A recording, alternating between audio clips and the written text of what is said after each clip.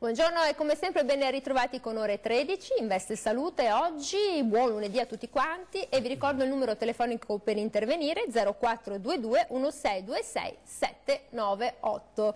Oggi un argomento importante che ci riguarda tutti perché parliamo di sanità, parliamo di liste d'attesa, ma allora dobbiamo pagare per fare queste visite, questi esami e poi questo medico di famiglia. Ma è vero che un italiano su 3 resterà entro il 2023 senza medico di famiglia? Ecco, abbiamo in studio con noi per darci le risposte per ciò che lo compete, per la sua area di competenza e non solo, il direttore generale dell'azienda ULSS2 Marca Trevigiana, il dottor Francesco Benazzi. Dottore, benvenuto. Grazie, buongiorno a tutti e ai suoi telespettatori. Allora, non è un compito facile perché sulla sanità ogni nuovo governo, speriamo questo no, comincia da una bella mazzolata, comunque insomma fa dei tagli, allora, tra prestazioni inutili, frodi, costi standard, burocrazia, fuga dei medici perché ci sono state 10.000 laureati che se ne sono andati in altri paesi, insomma ogni 10 euro se ne potrebbero risparmiare 2, cioè 11 milioni di famiglie insomma rinunciano anche alle cure perché con tutti questi sprechi non hanno abbastanza soldi.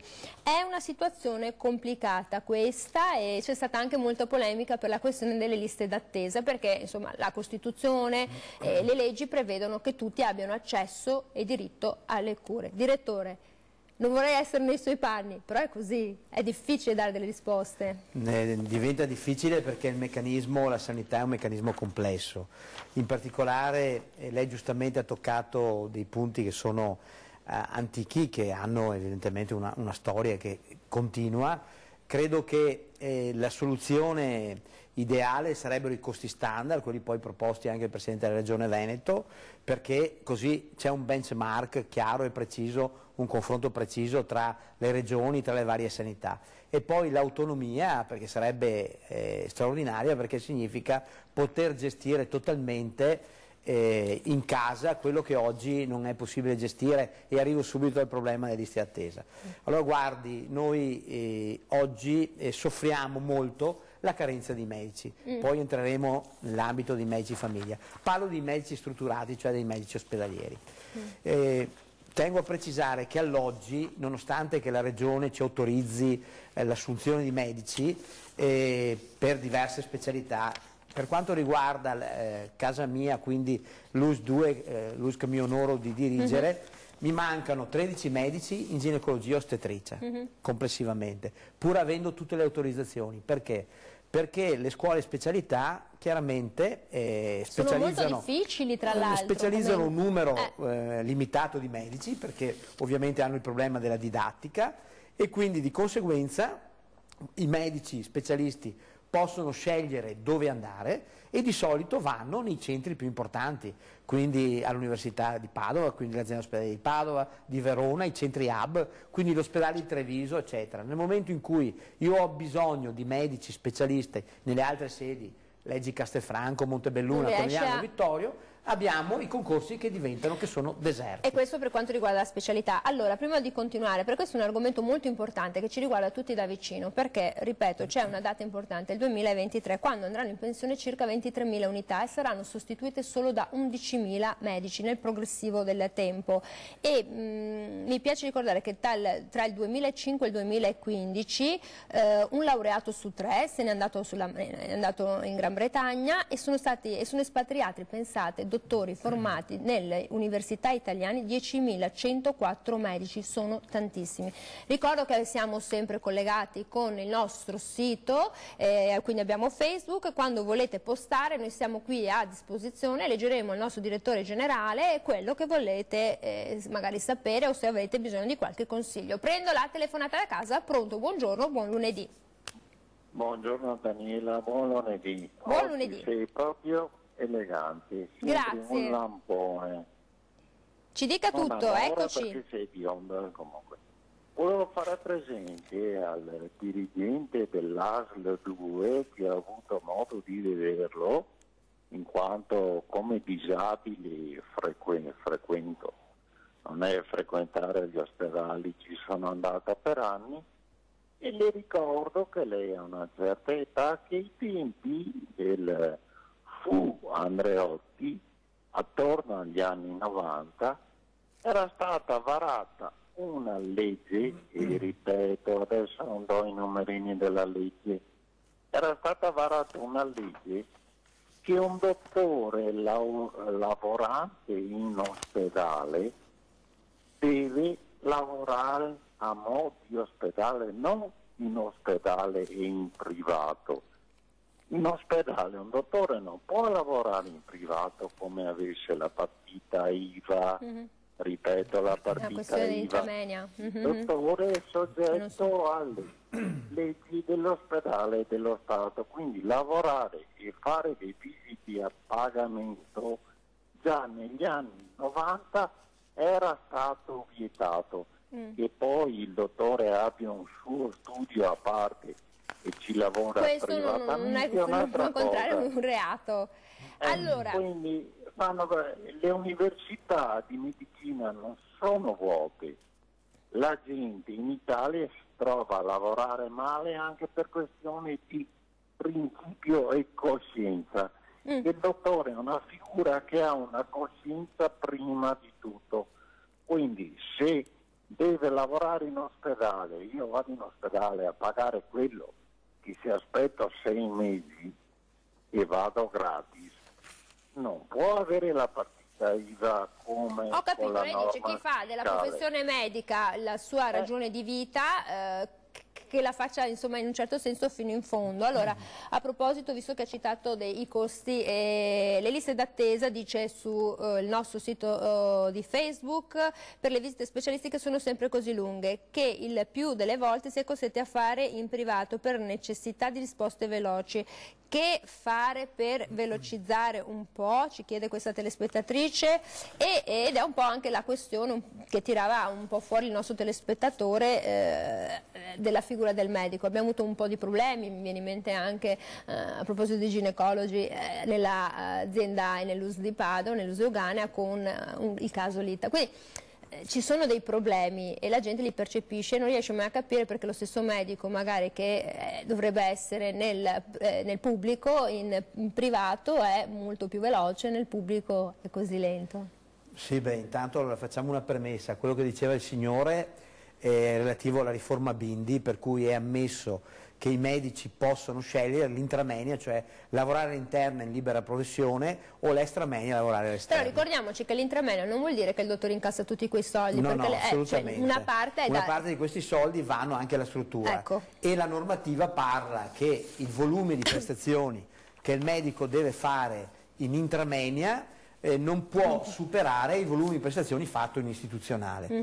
Ma il problema dei medici, delle scelte, guardi, in Trentino Alto Adige, per esempio, il medico ha una retribuzione del 30% in più rispetto allo stipendio se rimane all'interno. Lo può fare il Trentino Alto Adige perché è una provincia autonoma. Lei li pagherebbe i suoi dottori il 30% in più? Assolutamente anche sì. 50%? Assolutamente sì, e credo che anche loro sarebbero contenti di rimanere a lavorare all'interno della struttura. È chiaro, continuo a ribadire, il concetto dell'autonomia che torna, perché sennò abbiamo due misure in Italia, due pesi. Quindi costi standard, autonomia nel poter insomma, decidere certo. che una regione che è un fiore all'occhiello nella sanità possa... Poi mi permetta anche di parlare delle liste d'attesa. Allora, la Regione Veneto ha fatto la legge regionale 30-2016, che è una legge dove sostanzialmente va a dividere le prestazioni in classe A, in classe B, in classe C, chiamiamole così. Sì.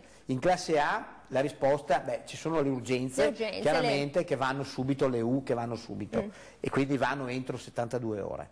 Poi abbiamo i 10 giorni per la classe B, i 30 giorni per la classe D e i 90 giorni, perché hanno abbassato il livello, erano 180 per la classe P. Allora, rispetto a questi parametri la Regione prevede il 90%. Io ho qua i dati anche di gennaio della nostra ULSS, noi siamo all'interno dei parametri. Siamo, guardi, senza 97%, 94%, 96%, 95%. Qual è il vero problema? Il vero problema è che spesso e volentieri al cittadino viene proposta una soluzione, cioè lei per trovare, siccome siamo un non provinciale, a Vittorio Veneto ed no. è di Treviso, no. No. Per cui passa, chiaramente viene detto guardi, allora io la richiamo e verrà rimesso in lista e intanto il tempo passa, certo. Perché il problema vero è che la normativa nazionale prevede che basta che ci sia una sede che garantisce i tempi d'attesa previsti. Certo. Direttore, prendiamo un'altra telefonata. Mi faceva prima sorridere quando stiamo dentro i parametri, sembrava i parametri di Maastricht, no, noi ci siamo. Ma è fondamentale. Marca Trevigiana c'è. È solo chiaro che dopo ci sono tutte le situazioni che le posso elencare io quali sono le criticità e le ho tutte scritte qui proprio perché sono consapevole delle criticità. E stiamo cercando di lavorare, dico, nella carenza di medici. Sì, come abbiamo detto prima. Purtroppo non riusciamo a trovare specialisti, questo è il problema. Perché se 10.000 e passa unità se ne vanno all'estero, dopo sono formati in Italia per tanti e vari motivi, prendiamo la telefonata. Sarà il caso di togliere il numero chiuso, per chi vuole diventare un bravo medico lo fa velocemente. Chi vuole di fare un po' di poltrona pagherà le tasse. Dopo ce lo racconta. Prendiamo la telefonata. Pronto? Buongiorno. Buongiorno. Buongiorno alla conduttrice e al dirigente dell'ASL. Scusi conduttrice, non le dà fastidio quel signore molto insistente che ogni volta sembra essere uno stalker, che gli fa i complimenti in diretta? Guardi che sono complimenti che a me darebbero fastidio. Guardi, io sono paziente signora. Ci dica tutto, sono paziente. Chiudiamo la parentesi. Volevo chiedere al dirigente dell'ASL quanto segue. Come mai in Veneto da sempre ci sono tanti medici del sud che vengono qui da noi? Perché ci dicono che qui da noi nelle nostre università ci sono i numeri chiusi per quanto riguarda i medici. Non sarebbe più logico che ci fossero, non per questioni di razzismo, ma per questioni di capacità anche di territorio, che ci fossero i nostri veneti prima dei meridionali che salgono da sempre. Poi un'altra cosa, tempo fa io ho avuto modo di fare una visita al Policlinico San Giorgio di Pordenone, tempo fa, e allo sportello mi è stato chiesto un ticket.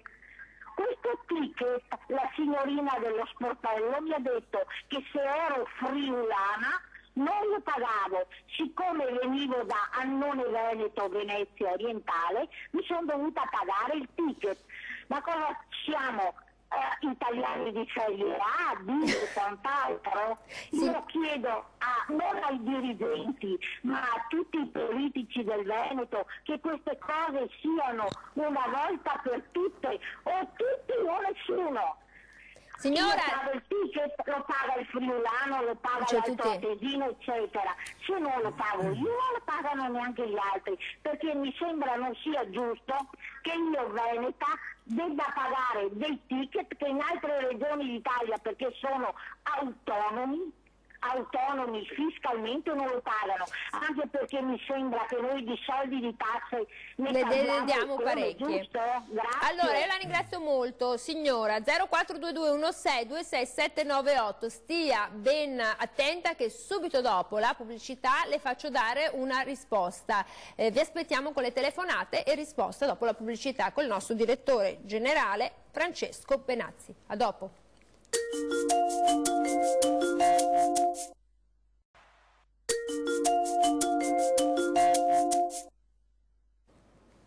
Eccoci qui, siamo ritornati in diretta con Ore 13, siamo in Veste Salute 0422162678. Allora ha chiamato la signora e dice ma come mai ci sono così tanti medici del sud, le nostre università non sfornano medici adeguati, perché se sono andata in un'altra regione a fare un esame perché ero vicina, ero con Termine, mi sono ritrovata a dover pagare un ticket in più perché non ero friulana.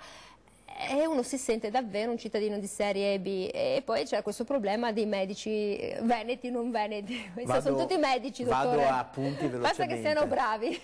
Vado a punti. Allora, i concorsi per l'università per entrare nella specialità sono nazionali. nazionali e in base al punteggio uno viene allocato. Perché abbiamo tanti medici del sud? La spiegazione c'è. Il Sud fino a qualche anno fa, tutte le ULSS del Sud, e buona parte di queste sono ancora, erano in piano di rientro, il cosiddetto piano industriale, per cui avevano l'obbligo di non assumere, perché quando si è in piano di rientro praticamente viene gestito direttamente dal DEF, del Ministero. Per cui i medici del Sud concorrevano, facevano i concorsi in Veneto, perché era una delle poche regioni insieme all'Emilia Romagna e alla Lombardia a poter fare concorsi. Ecco perché abbiamo è una prateria con questi cowboy del sud, dei dottori del sud ma con sono l'Azzo. gente bravissima, preparatissima. L'importante è che siano bravi, questo è quello che conta. Ma spiego il motivo, il perché. Oggi questo non è più così, perché tante regioni del sud, Puglia, eccetera, sono rientrate e di conseguenza lavorano là. Il problema è che mancano i medici. Come abbiamo detto all'inizio. Come abbiamo detto all'inizio, mancano i medici e poi se vuole le dico anche la mia idea quale sarebbe. Adesso veniamo alla sua idea. Per quanto riguarda il ticket, sì signora, guardi, la legge è una legge nazionale, è una legge finanziaria, la 111 del 2011, fatta dal Ministero delle Finanze, che prevede che a livello nazionale, lei giustamente ha detto, ci sono le regioni autonome che non rispettano questo, ed è vero, possono farlo evidentemente, che uno deve pagare il ticket nell'importo massimo a seconda degli esami che fa di 36,15 euro. Quindi sì, è vero, è così, ma è una legge nazionale, noi a una legge nazionale siamo obbligati a ottemperare. E allora, caro direttore, prendiamo un'altra telefonata. Pronto? Buongiorno. Buongiorno, io mi chiamo Adriana. Buongiorno Adriana. Ci dica tutto. Senta, visto che c'è un dirigente UIS, sicuramente ne sa di qualcosa, perché ho sentito una notizia da una televisione privata, hanno detto che c'è un macchinario, non so, che cura o allieva i disturbi del Parkinson e degli altri disturbi di altre patologie. Questo macchinario hanno detto che l'hanno costruito in Israele. Volevo sapere se ne sa qualcosa, perché non ho più sentito parlare, poi ho chiesto ma non mi hanno saputo mai dire niente di preciso.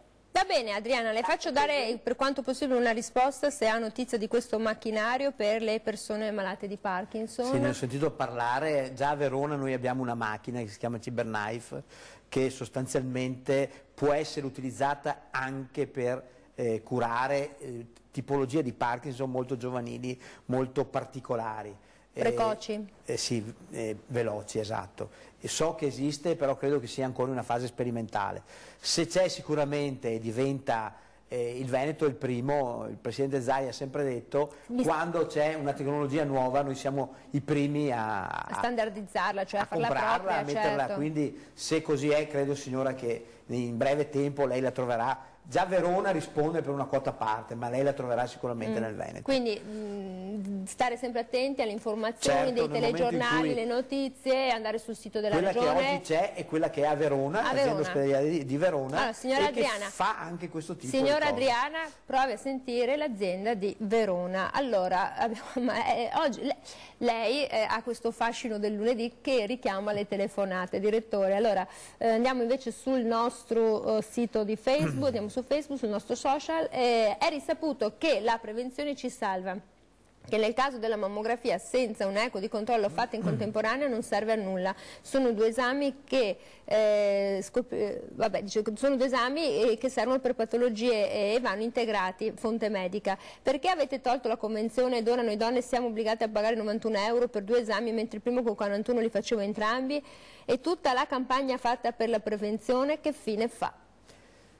Sì, allora immagino che la signora si riferisca soprattutto alle visite senologiche e alle ecografie fatte al seno per evidentemente il tumore alla mammella, che è un tumore, mi piace ricordare che oggi è un tumore dove si muore sempre meno, sì. Si viene curato oltre il 95%, c'è ormai un allungamento della vita che supera i 10 anni e con le terapie chirurgiche, ma soprattutto con le terapie mediche, oncologiche che noi utilizziamo, gli anticorpi monoclonali, oggi noi riusciamo a curare la donna e dare alla donna la sopravvivenza direi quasi infinita dal punto di vista della malattia. Detto ciò, allora c'è un tariffario che prevede e come al solito noi lo recepiamo dai LEA, dai livelli essenziali di assistenza, che sono fatti con un DPCM, con un decreto del Presidente del Consiglio dei Ministri. Noi recepiamo questi LEA e questi tariffari e poi, come tutte le regioni, li mettiamo in pratica. Allora, è vero che la visita senologica clinica deve essere associata a un'ecografia della mammella per avere la sicurezza della diagnosi, però la prevenzione noi oggi la facciamo soprattutto facendo ovviamente lo screening mammografico che va dalle donne dai 50 anni fino a 70 anni. Addirittura c'è l'esigenza, e credo che la Regione su questa stia lavorando, il dottor Mantoan e il Presidente Zaia, per addirittura abbassare il livello del periodo arrivo, certo. Esatto, che il livello essenziale sia portato ai 45, ad esempio 45. Di modo che quindi anche quelle donne che oggi sono fuori screening perché si è un po' abbassata l'età eccetera eccetera vengono sostanzialmente viste. Con la visita mammografica comunque un chirurgo senologo riesce, con la palpazione normale, con la visita transluminanza, riesce chiaramente a definire se c'è un problema o non c'è un problema, e dopo richiedere esami più specifici che non solo l'ecografia, perché purtroppo l'ecografia, i piccoli noduli o comunque i noduli che hanno pochi millimetri non riesce. Quindi ci vuole la mammografia in questi casi, ci vuole che è l'unica cosa. È quella che taglia, come si suol dire, la testa al toro. Ecco, allora prendiamo la telefonata. Pronto? Buongiorno. Pronto? Pronto? Sì, prego, buongiorno. Sì, buongiorno. Buongiorno, senta, spero di spiegarmi bene. Dall'anno scorso, da febbraio, con mio marito che ha avuto problemi cardiologici, mi sono rivolta all'ospedale del Conegliano. Ho sempre pagato il ticket, ho pagato il cardiologo appuntamento privatamente, sono stata seguita eccezionalmente. Martedì mio marito ha avuto un'ablazione. Allora, io non contesto quello che ho pagato, il ticket, tempo di attesa per le operazioni da ottobre che era in lista d'attesa. Quello che mi ha proprio fatto imbestialire, il parcheggio a Conegliano. Il parcheggio a Conegliano. I parcheggiatori abusivi. Allora, io sono stata insultata lunedì mattina, pioggia, neve, al parcheggio di Conegliano, dove un africano... un uomo di colore, ecco. Sì. Guardi, quello mi ha fatto imbestialire. Mi sono trovata alle 7:30 da sola in un parcheggio, portai in ospedale mio marito per essere operato. Neve, pioggia, non c'era nessuno. È venuto là dietro alla macchina, mi ha spintonato la macchina e mi ha chiesto dei soldi. Non ho contestato niente, né ticket, ho pagato il dottore. Lei dice vorrei andare all'ospedale, vorrei parcheggiare e non trovarmi in situazioni di difficoltà, signora, giusto? Lei dice non contesto mi sono trovato questo. in momento di difficoltà, questo lunedì mattina, questo anche martedì mattina. A Conegliano? Lunedì alle 7:30, a martedì verso... 8:15, 8:30. Allora, adesso ne parliamo, signora, la ringrazio davvero molto perché solleva un problema. Grazie, allora 0422 16 798, questo è un problema importante perché uno già si reca in ospedale o va a fare gli esami di routine che deve fare e in più deve anche affrontare un primo step che sono queste persone insistenti di varia nazionalità, di varia etnia, non ne facciamo una discussione, uno dice vorrei anche tornare dove ho parcheggiato e trovare la mia macchina intera, ad esempio, e non venire spintonato, non venire insultato, cioè è importante. Ha ragione, ringrazio la signora per aver sollevato il problema. La questione. Certo che non conoscevo, a dire la verità, non conoscevo. E credo che dovremmo fare, come abbiamo fatto con Treviso, una convenzione con i carabinieri in congedo, l'abbiamo fatta a Treviso, per regolamentare non tanto i parcheggi quanto la sicurezza interna dell'ospedale e sentirò anche il sindaco di Conegliano, il dottor Chies, perché ovviamente potremmo fare anche una convenzione con i vigili di modo che i carabinieri in congedo e i vigili possano, negli orari di maggior afflusso, dare come dire, una sorta di protezione alle persone che vengono in ospedale. Volentieri, la ringrazio per aver sollevato il problema. Allora, ricordiamo che siamo qui a disposizione con il nostro direttore generale Francesco Benazzi, direttore generale dell'azienda USL2 Marca Trevigiana, 0422 16 26 798 per le telefonate, poi leggiamo ancora i post. Senta, prima di andare in pubblicità, allora, entro il 2023 vanno in pensione, pensate un po', circa 21.700 medici. Certo. Ne verranno rimessi 16.000, vuol dire che mancano 6.000 dottori e che un terzo dei residenti della penisola resteranno tecnicamente senza dottore o medico di famiglia. Questo è un problema che dovete affrontare anche voi. Mi dà una risposta dopo la pubblicità. Allora, ritorniamo dopo la pubblicità e parliamo anche di questa questione che è importante, perché il medico di famiglia vorremmo poi che lavorasse 8 ore al giorno, ma non è possibile, ha contratti diversi. A dopo. Sì, esatto.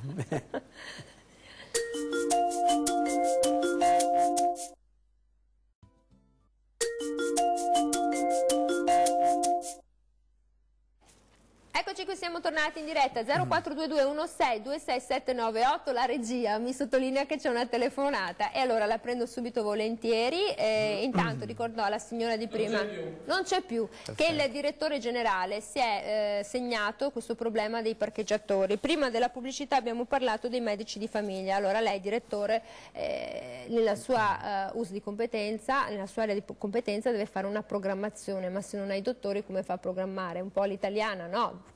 Deve tamponare, come fa? Beh, diciamo che allora il problema esisterà sicuramente, ma non esiste, continuo a ribadire, solo per i medici di famiglia, esisterà anche per gli specialisti negli ospedali, col rischio di avere veramente dei reparti dove non riusciamo più a dare copertura, se questo è l'andamento. Ma non era meglio fare una, come dicevamo prima, una università a numero aperto? Ma io le dico come... Dica la sua opinione. Ecco, la mia opinione sarebbe questa, ritornare un po' al passato. Allora, creare 2 fasce di medici, perché laureati in medicina ce ne sono.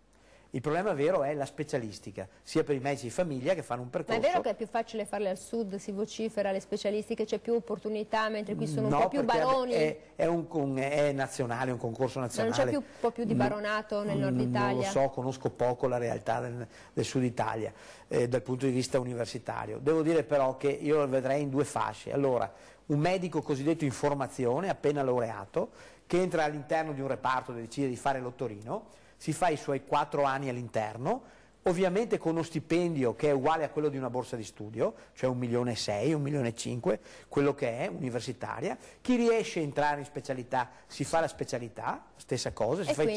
E poi alla fine sono parificati, perché uno che ha fatto 5 anni in un reparto, tranquillamente la formazione ce l'ha, e per cui può prendere lo stipendio di un medico specialista. Differenziare le 2 forme, uno fa il percorso universitario, l'altro fa il percorso all'interno dell'ospedale, alla fine il risultato è che abbiamo più persone che possono, perché il problema del collo di bottiglia non si pone nella laurea, perché abbiamo più laureati rispetto ovviamente al collo di bottiglia che si crea con le specialità. Vale per i medici di famiglia, vale per le specialità ospedaliere. Che l'ascoltino, ora che l'ascoltino, manderemo questo pezzetto dove dobbiamo mandare, nelle zone alte dove c'è questo toto, e chissà che l'ascoltino. Speriamo, perché potrebbe essere l'uovo di Colombo. Una soluzione molto semplice. L'uovo di Colombo, sì. Però vedi.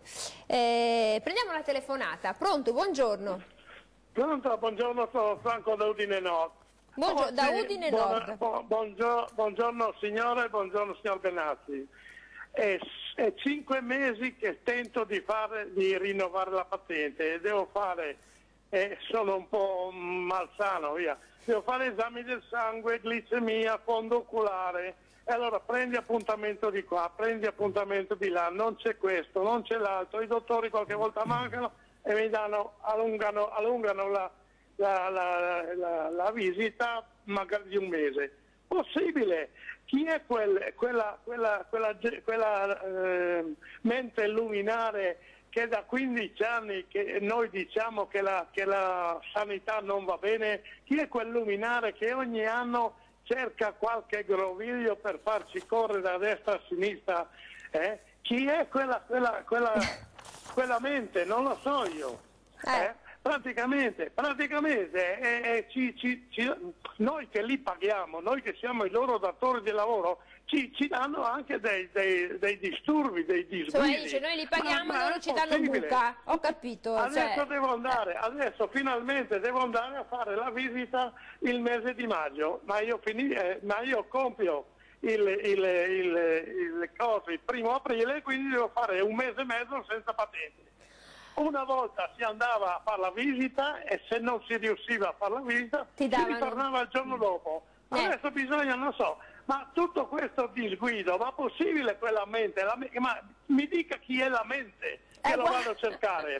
Allora, signor Franco, che parla francamente, che mi piace, no, vero, sincero, dice una cosa importante: si apre l'ufficio affari complicati, perché è così, invece di semplificare, no? Tutti si riempiono la parola di semplificazione, aprono invece questo ufficio e la gente a casa non capisce, perché dice, ma insomma devo fare la patente, facciamo dal lunedì al venerdì dalle 9 alle 15, questo dedicato per questo argomento. Sì, le patenti che ovviamente dove ci sono i problemi, il paziente diabetico, il paziente che vedere il fondo oculare, quindi mettere insieme fa un percorso perché il rischio è la retinopatia diabetica, per cui il rischio quindi del visus, eccetera, e siccome oggi col rischio sempre dei ricorsi o che succeda qualcosa, le responsabilità nessuno vuole prenderselo, comunque ognuno si attrezza per prenderne meno possibile, spesso e volentieri vengono richiesti una serie di esami.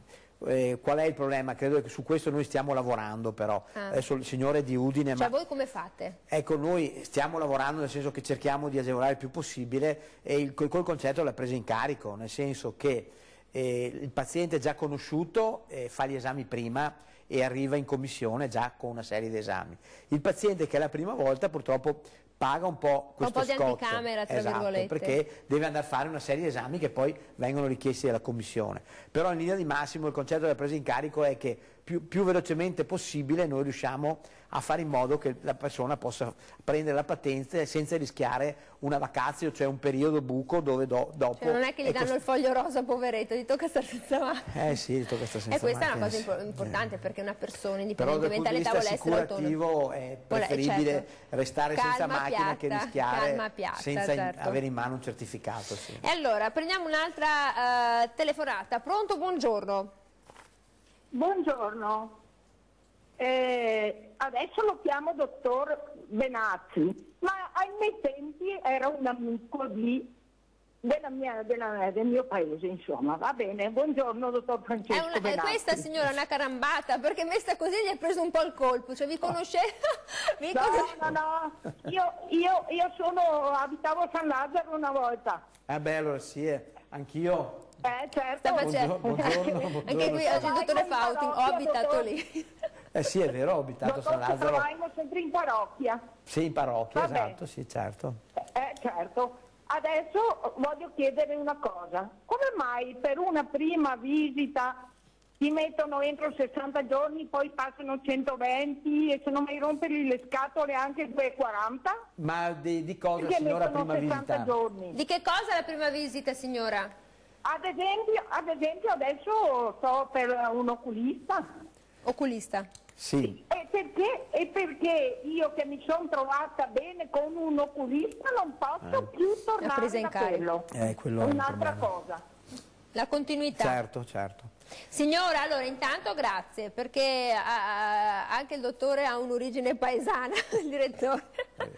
E poi insomma questo è importante. Allora il problema delle date della visita oculistica che vengono spostate sempre più in là, sempre in più in là. Allora tra l'altro la questione peggiora, dottore, perché visita oculistica nel 2014 era a 61 giorni, nel 2017 è passata a 88 giorni, la visita ortopedica era nel 2014 a 36 giorni, nel 2017 è passata a 57 giorni, la colonscopia nel 2014 era a 69 giorni, è passata nel 2017 a 96 giorni, a livello nazionale. Allora, siamo peggiorati a livello nazionale, magari stiamo meglio a livello locale. Il problema è che la tempestività ormai è un servizio a pagamento, è è questa la sensazione che hanno i cittadini. Allora, questa signora perché dice non posso avere, se io mi trovo bene col direttore Benazzi, sì, perché, come dottore, perché devo cambiarlo se mi fido, perché diventate anche la persona di riferimento, di fiducia? Le aziende non sono personali, nel senso che altrimenti non riusciremmo a organizzare, facciamo fatica a farlo con i pazienti oncologici, anche se mi sto imponendo che i miei, almeno dal punto di vista oncologico, Francesco Benazzi prende in carico Antonio Rossi e continua a portarselo lui, perché il paziente oncologico ha diritto di essere seguito dalla stessa persona per i motivi che non serve stia qui ad elencare, umani, etici, di presa in carico, eccetera. Quindi là lo faremo, assolutamente. Mentre per questa visita oculistica? Sulla visita oculistica è impossibile perché gli specialisti ruotano, perché mi preme, ecco, dire che l'oculista è reperibile per i problemi urgenti, quindi per il pronto soccorso.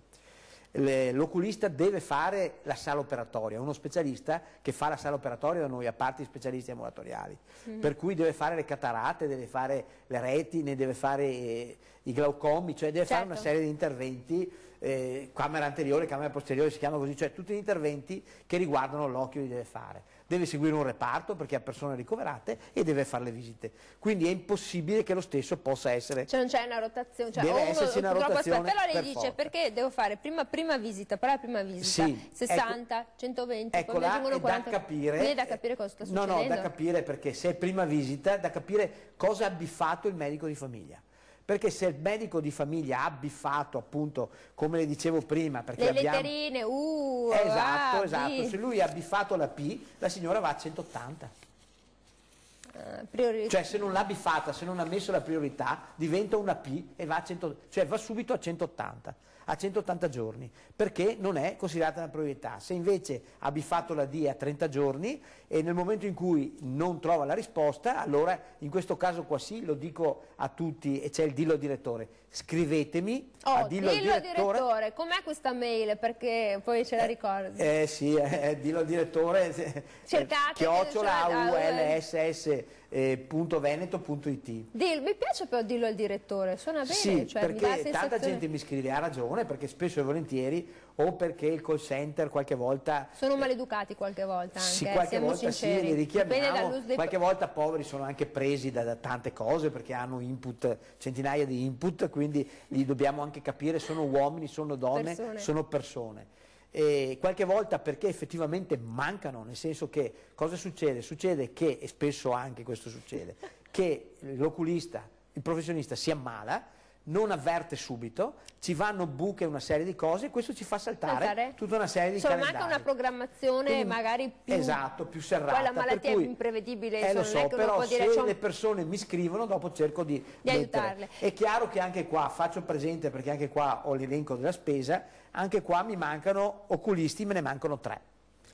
Oggi abbiamo il borsino le autorizzazioni, non riusciamo a trovarli, quindi purtroppo qualche volta la carenza di specialisti ci fa portare ad avere qualche defiance anche. Allora, il borsino del direttore generale dell'azienda US 2 marca Trevigiana, Francesco Benazzi, è: mi servono 3 oculisti, quanti mi ginecologi? Servono 13 ginecologi, 7 ortopedici, 5 cardiologi, 3 oculisti, 8 radiologi, 4 neurologi, 3 gastroenterologi e 2 pneumologi. Da assumere subito? No, nel senso che si presentino ai concorsi. Prendete i concorsi, che allora se c'è qualche mamma venite, perché questo è il borsino, questi sono i desiderata del direttore Benazzi, di dove c'è bisogno.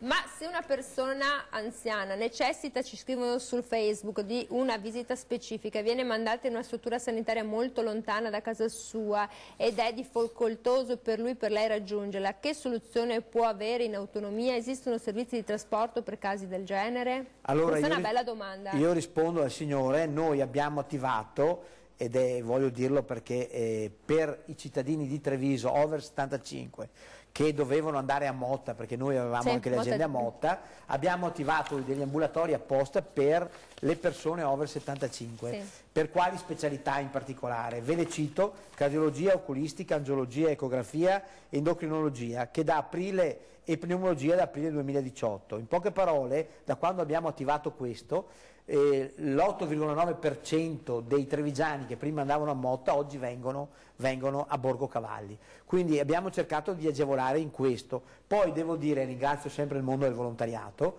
che c'è il mondo del volontariato, basta chiamare in ULSS o guardare il sito dell'ULSS, che è disponibile con i trasporti per agevolare le persone che non hanno mezzi, che i figli non possono portarli, per portarli a fare le visite specialistiche. Noi abbiamo un mondo del volontariato straordinario. Abbiamo quasi 1 milione di persone che fanno volontariato, poi qui in provincia di Treviso straordinari, dall'Avo, cioè un mondo straordinario, che sono sempre a disposizione. Io consiglio sempre: entrate nel sito dell'ULSS oppure telefonate al nostro URP, che vi metteranno in contatto con le persone che fanno anche queste cose e che le fanno gratuitamente, non dovete pagare niente, sono sempre a disposizione, ed è una cosa straordinaria, devo sempre ringraziarli. E quindi abbiamo dato una risposta. Allora, direttore, noi dobbiamo andare in pubblicità, ricordo il numero telefonico 0422 16 26 798, e se volete continuate a postare e poi vi diamo una risposta, oppure il direttore si annota e poi ci pensa. A dopo.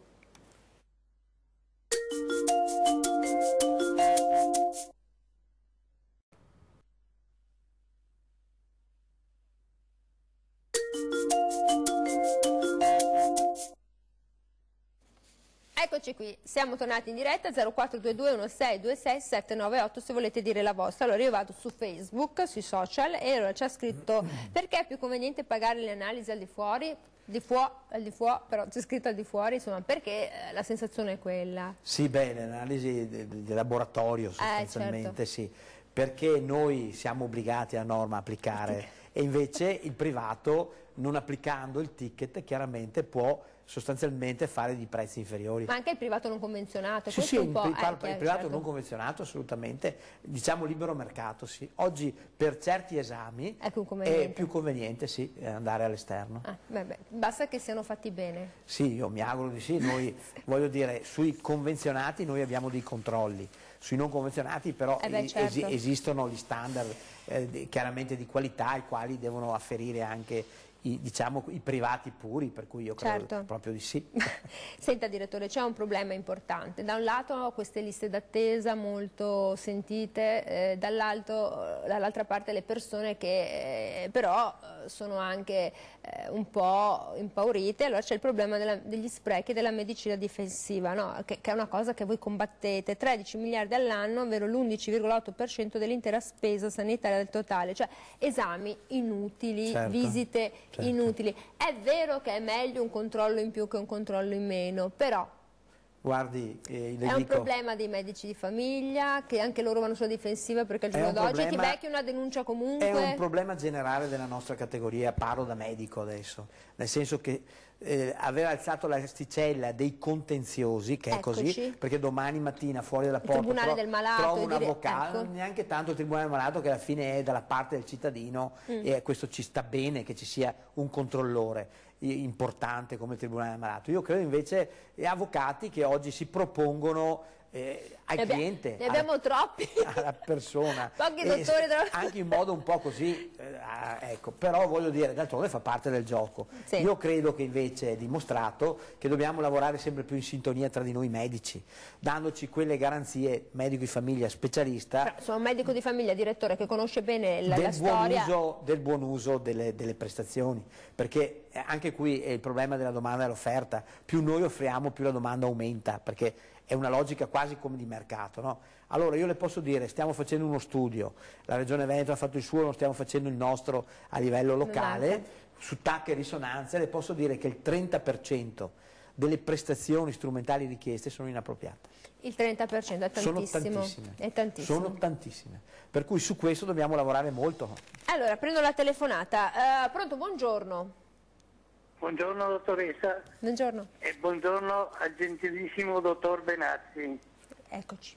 Il dottor Benazzi è appena intervenuto anche a riguardo degli anziani, che ha detto che li ha mandati a Borgo Cavalli.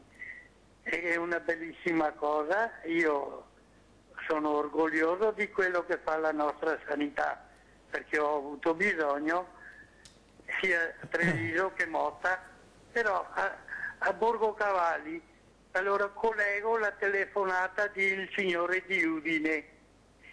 I parcheggi, dottor Benazzi, non ci sono a Borgo Cavalli. Ha ragione. E noi dobbiamo pagare tanti soldi. Ha ragione. E non abbiamo modo. Mi hanno detto, perché io in questa cosa sono intervenuto anche con il nostro governatore quando ha accennato questa cosa.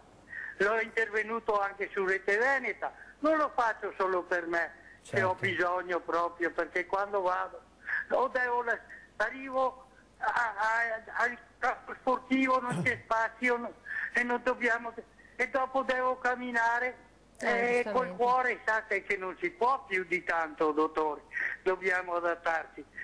Lei cortesemente la prenda un attimino a occhio anche questa situazione, non solo per me, non parlo per me, perché io ne vedo tanti, per tantissimi, dottore.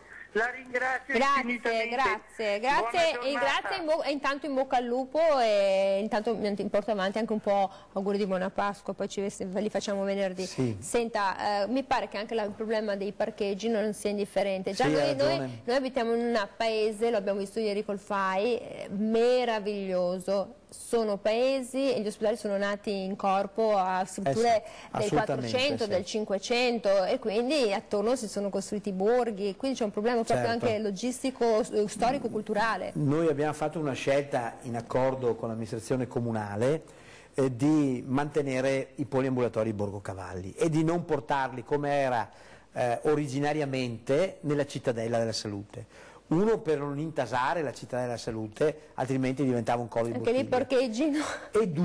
E due, perché i cittadini di Treviso, della città di Treviso, avrebbero perso sostanzialmente una struttura sanitaria importante come Borgo Cavalli. Quindi abbiamo fatto questa scelta. Io sono in contatto con l'amministrazione, più volte ci siamo parlati, io mi auguro e spero, e guardi, ci sto sul pezzo, quindi capisco benissimo il suo problema e il problema di tante persone. Senta, direttore, io ho visto quindi sui l'idea e finisco, l'idea era quella di liberare un tot di parcheggi a titolo gratuito, con ovviamente la possibilità di non superare i 40 minuti, quindi anche là noi dovremo organizzare bene le visite perché la gente non aspetti troppo, di modo che ci possa essere una rotazione e la gente, le persone anziane, possano trovare la possibilità di poter afferire senza fare tanta strada.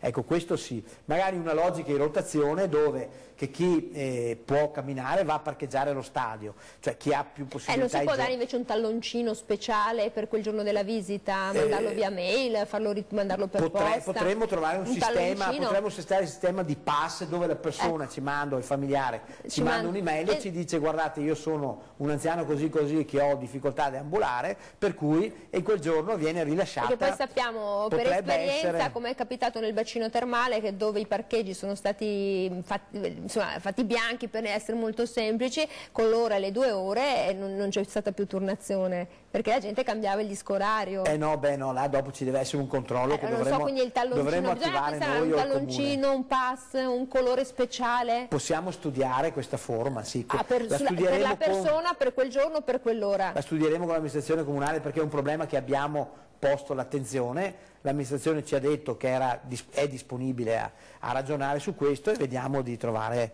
una soluzione. Allora, il direttore generale, che pensava di parlare di sanità, oggi ha parlato anche di viabilità e di mobilità, che non è una cosa da poco, però sono sicura che troverà una soluzione. Io ringrazio intanto tutti coloro che ci hanno telefonato, chi ci ha guardato da casa, chi ha mandato e ha guardato via Facebook e ha postato, e ringrazio davvero molto il direttore generale dell'azienda US2 della marca trevigiana, il dottor Francesco Benazzi, per essere stato in nostra compagnia. Noi torniamo domani. Intanto, direttore, siccome non la vedo venerdì o altri, le faccio anche gli auguri di Pasqua. Grazie anche a lei e a tutti i suoi telespettatori. Ecco, arrivederci, torniamo domani.